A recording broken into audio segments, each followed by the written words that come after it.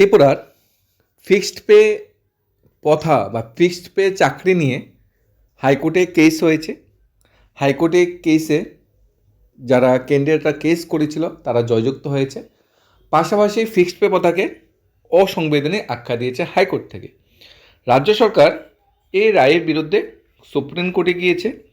এখন কোশ্চেন জাগছে যে রাজ্য সরকার সুপ্রিম কোর্টে যাওয়ার ফলে ত্রিপুরা টেট পাস যে ক্যান্ডিডেটরা পাস করে বসে আছে তাদের নিয়োগ কী হবে, প্রি প্রাইমারি টিচার অফারের জন্য যারা জয়েনিংয়ের জন্য ওয়েট করছে তাদের জয়েনিং কবে হবে, এসটিপিজিটি যারা পাস করেছে তাদের কবে নিয়োগ হবে, এসটিজিটি যারা পরীক্ষা দিয়ে পাস করবে তাদের কবে নিয়োগ হবে, জিআইবিটি 2 কবে আসবে, বা হাইকোর্টে যে 430 জন জিআইবিটি ক্যান্ডিডেটদের চাকরি দিতে বলা হচ্ছে সেগুলো কী হবে, নতুন চাকরি অ্যাডভার্টাইজমেন্ট কী হবে, এবং কর্মচারী যারা ফিক্সড পে কর্মচারী যারা আছে তারা এই যুদ্ধটার জন্য কীভাবে তৈরি হতে হবে, সব কিছু নিয়ে থাকছি। সুপ্রিম কোর্টে যে কেসটা হয়েছে বা এসএলপি দাখিল হয়েছে তার নাম্বার 7447/2026। কেস ডিটেলসটা যদি আমরা দেখার চেষ্টা করি, 7447/2026 4 তারিখ কেসটা ফাইল হয়েছে 7:56 PM। তার সিআরএন নাম্বার হলো SCIN010074472026। স্টেট অফ ত্রিপুরা এবং যারা চাকরি প্রার্থী তাদের কেসটা হয়েছে। প্রিভিয়াস রেকর্ডটা এখানে টানা হয়েছে, আর্লিয়ার কোর্ট ডিটেলসটা টানা হয়েছে এখানে সুপ্রিম কোর্টের অফিসিয়াল ওয়েবসাইটে। লিঙ্ক আমরা ডিসক্রিপশনে দিয়ে দেব। হাইকোর্ট জাজমেন্ট WA 742025 8 তারিখ জাজমেন্ট এসেছিল। জাজমেন্ট দিয়েছিল MS রামাচন্দ্র রাও এবং বিশ্বজিৎ পালিত। জাজমেন্টকে রাজ্য সরকার চ্যালেঞ্জ করেছে, জাজমেন্টকে চ্যালেঞ্জ করেছে 8/1/2026 জাজমেন্টকে।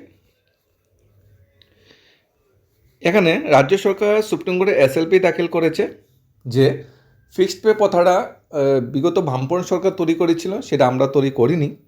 যেহেতু এটা বিধানসভায় পাস হয়েছে তাই আমরা সেটাকে ফলো আপ করছি এবং আমরা ফিক্সড পে কর্মচারীদের নিয়মিতকরণ করার জন্য প্রয়োজনীয় যে অর্থ বা ফান্ড সেই টাকা আমাদের কাছে নেই, তাই আমরা তাদের নিয়মিতকরণ করতে পারবো না।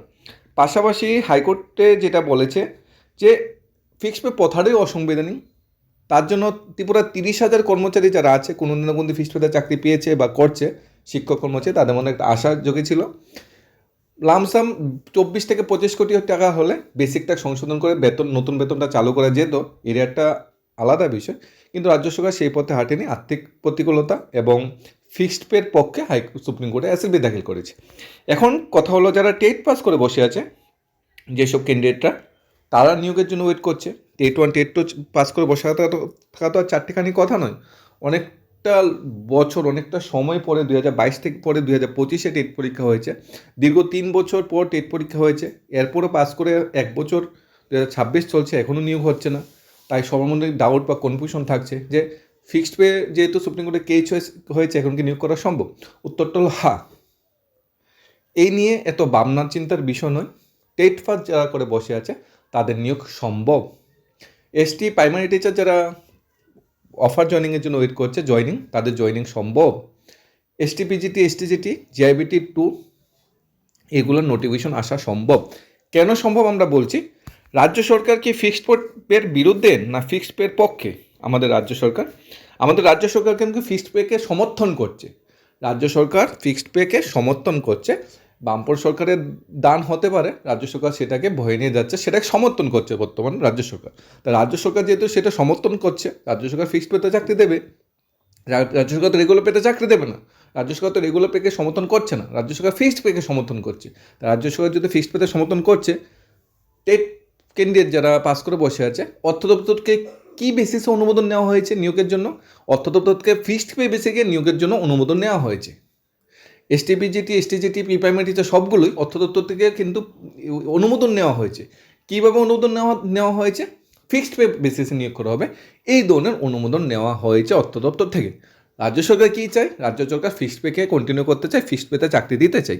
তাহলে আমাদের তো টেনশনের কিছু নেই, আমাদের তো দুশ্চিন্তার কিছু নেই, রাজ্য সরকার ফিক্সড পেতে চাকরি দেবে।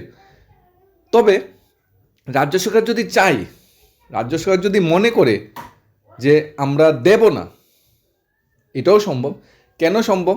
কারণ রাজ্য সরকারের কাছে একটা অস্ত্র আছে যে সুপ্রিম কোর্টে বিচারাধীন আমরা ফিক্সড পেতে চাকরি দিতে পারবো না, সুপ্রিম কোর্ট এখনও রায় আসেনি, তাই আমরা ফিক্সড পেতে চাকরি দিতে পারবো না। এটাও কিন্তু সেকেন্ড অপশন আছে, পুরোটাই নির্ভর করছে রাজ্য সরকারের চিন্তাধারা, রাজ্য সরকারের ভাবমূর্তির উপর। কিন্তু আমরা অর্থমন্ত্রী যে স্টেটমেন্টটা দিয়েছে, কেস হোক যাই হোক, যে নিয়োগ প্রক্রিয়াগুলি চলমান, প্রায় 10,000-এর মতো শূন্যপদ যেগুলা প্রসেস চলছে, যেগুলো প্রক্রিয়াধীন, জিআরবিটি টেট অন্যান্য প্রসেসে, সেই প্রসেসগুলি যেহেতু বর্তমান চলছে, তাই ওই প্রসেসগুলা কোনোভাবেই ডিলেশন হবে না বা লেট হবে না বা ক্যান্সেল হবে না, সেই প্রসেসগুলো কমপ্লিট হবে, স্টেপ বাই স্টেপ কমপ্লিট হবে। এই ফিক্সড পের জন্য সেই প্রসেসগুলো আটকে থাকবে না। অর্থাৎ রাজ্য সরকার ফিক্সড পেকে সমর্থন করছে, রাজ্য সরকার ফিক্সড পেতে চাকরি দেবে। এখন অনেকের কোশ্চেন রাখতে পারে, তাহলে কি আইনি বেড়াজালে পড়বে রাজ্য সরকার? উত্তরটা হবে না। আইনি বেড়াজালে কেন পড়বে? সুপ্রিম কোর্টের প্রমোশনের কেসটা আমরা দেখতে পাচ্ছি, সেটা সুপ্রিম কোর্টে পেন্ডিং, কিন্তু রাজ্য সরকারকে প্রমোশন বন্ধ করে দিয়েছে? দেয়নি তো। তবে রাজ্য সরকার প্রমোশনের যখন লিস্টটা বের করে বা প্রমোশন যখন দেই কর্মচারীদের, তখন নিচে লেখা থাকে সুপ্রিম কোর্টে এসএলপি নাম্বার, যেমন এখানে 7447-206 এমন একটা নাম্বার লেখা থাকে, সাবজেক্ট টু, অর্থাৎ প্রমোশন দেওয়া হচ্ছে কিন্তু পরন্তু সুপ্রিম কোর্টে এসএলপি নাম্বারটা। কেন? ভবিষ্যতে যদি সুপ্রিম কোর্টের রায়ে কিছু চেঞ্জ হয়, সেই প্রমোশনে এফেক্ট হবে। তাহলে ফিক্সড পে কর্মচারীদেরও চাকরি দেওয়া কোনো সম্ভব নয়, ফিক্সড পে যারা নিয়োগের জন্য যারা ওয়েট করছে তাদের চাকরি দেওয়া কোনো অসম্ভব নয়।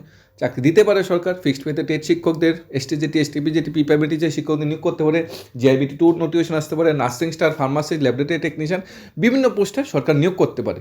তবে নিয়োগের সময় যখন দেওয়া হবে বা অ্যাডভার্টাইজমেন্ট দেওয়া হবে বা নিয়োগ প্রক্রিয়া যখন শুরু করা হবে বা অফার যখন করা হবে, তখন কিন্তু সুপ্রিম কোর্টে যে এসএলপি নাম্বারটা 7447-2026 বা সিআরএন নাম্বারটা, সেটা কিন্তু সেখানে উল্লেখ থাকবে, যেটা ফিউচারে তোমার চাকরিতে এফেক্ট হতে পারে। এখন আমরা ধরে নিলাম সুপ্রিম কোর্টের কেসটা বিচারাধীন, আমাকে ফিক্সড পেতে চাকরি দেওয়া হলো, তাহলে এটাকে সুপ্রিম কোর্টের কেসটা যদি রাজ্য সরকার হারে কোনো প্রবলেম হবে না? আমাদের সব দিকেই লাভ। আমরা ফিক্সড পেতে চাকরি পেয়েছি, আমরা চাকরিটা হলো, সুপ্রিম কোর্টে যদি রাজ্য সরকার ফিক্সড পের কেসটা হেরে যায়, তাহলে রাজ্য সরকার কী করতে হবে? আমাকেও রেগুলার করতে হবে। অর্থাৎ চাকরি পাওয়াটা বর্তমান যুগে সবচেয়ে বড় দরকার, সবচেয়ে বড় নেসেসিটি। আমাদের ফিক্সড পেতে দোক, রেগুলার পেতে দোক, বর্তমান সময়ে কোনো প্রবলেম নেই। রেগুলার পেতে দিতে গেলে অনেক ওয়েট করতে হবে, সুপ্রিম কোর্টে কেস 2-3 বছর ঝুলতে পারে, অনেক দিন যাবত ওয়েট করতে হবে। কিন্তু আমাদের ফিক্সড পেতেই দোক, পরে যদি সুপ্রিম কোর্টে কেস রাজ্য সরকার হারে, তারা আমাদের রেগুলার তো করেই হবে। এখন রাজ্য সরকারকে চাইলেই কিন্তু নিয়োগ এভাবেই দিয়ে দেবে না, কিছু প্রটেস্ট, কিছু আন্দোলন, কিছু একতা, কিছু সরকারের উপর কিছু চাপ, মুখ্যমন্ত্রীর সাথে দেখা, অর্থমন্ত্রীর সাথে দেখা, বারবার শিক্ষা দপ্তরে কথা বলা, এগুলা কিছু প্রসেস যেগুলো আছে সেগুলো আমাদের জারি রাখতে হবে, জানান দিতে হবে যে আমরা আছি। আমরা যদি ঘুমিয়ে থাকি, হয়তো সরকার ভুলেই যাবে যে নিয়োগ করতে হবে।